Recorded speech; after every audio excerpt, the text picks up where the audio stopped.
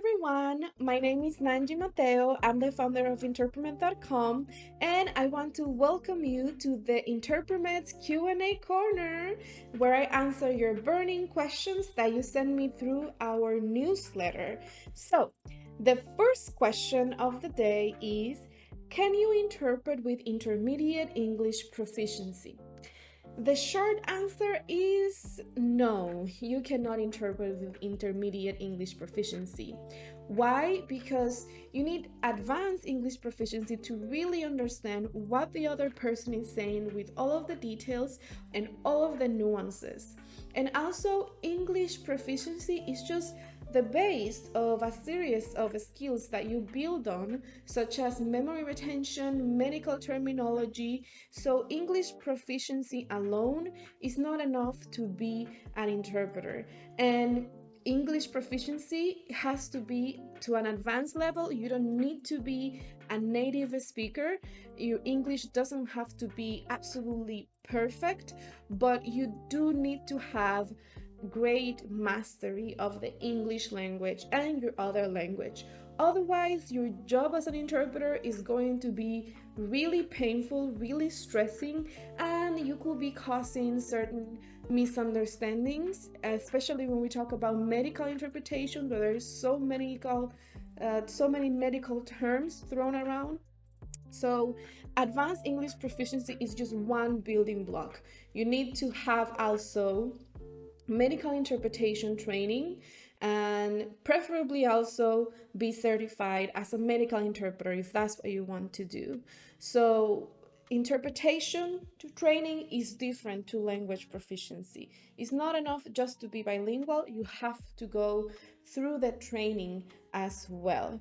And if your English is intermediate, maybe with training, with practice, you are going to get it to an advanced level. So I will definitely encourage you to keep improving your language skills and your interpretation skills, and you can definitely make it happen, okay?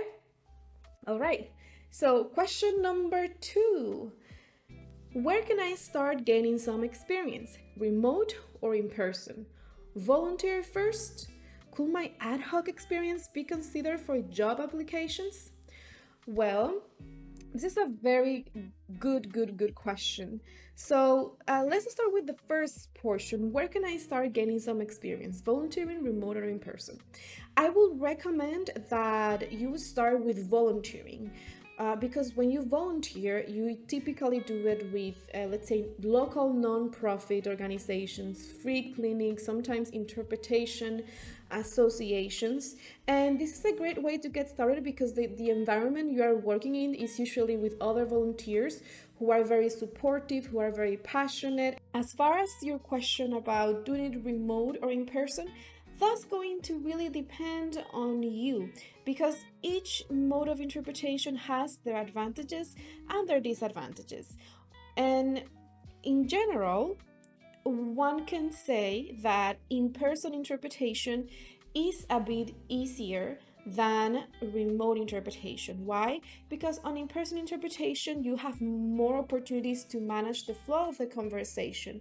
In other words, you're able to pause people more easily in case you're getting too much information and you cannot remember.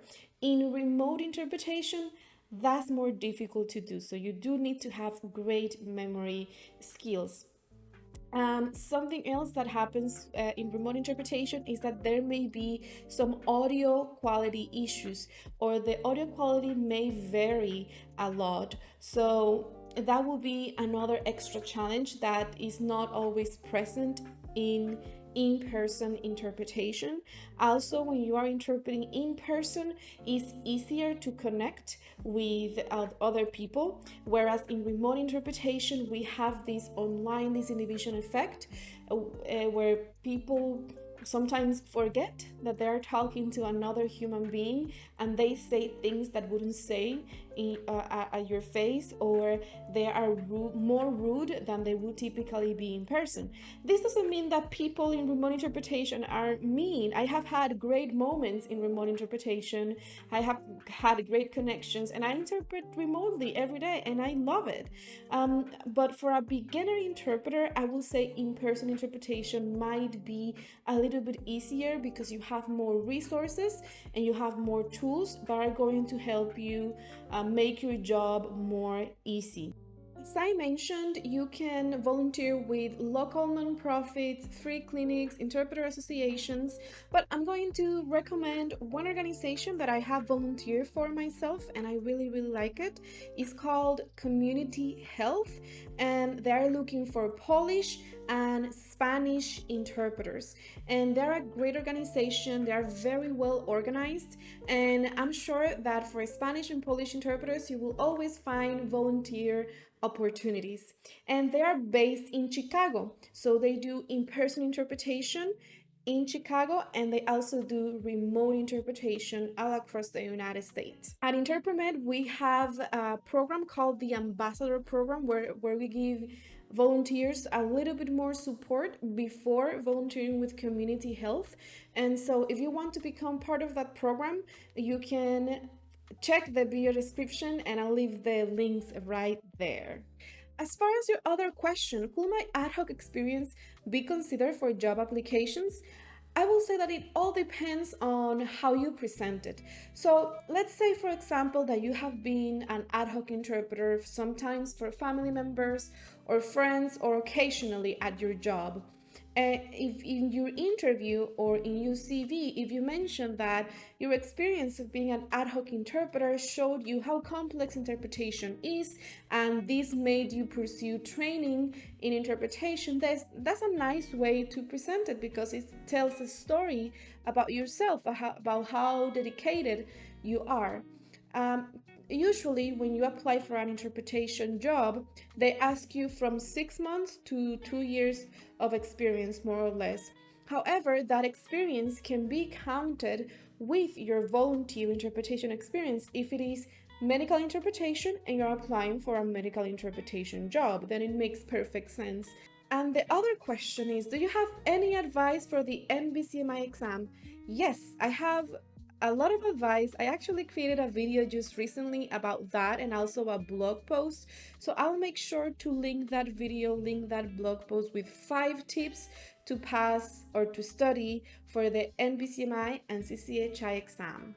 So these were my questions for the day. And if you want to send me your questions, you can subscribe to the newsletter, and then I will make sure to answer your questions in another video. So thank you so much for watching, and goodbye.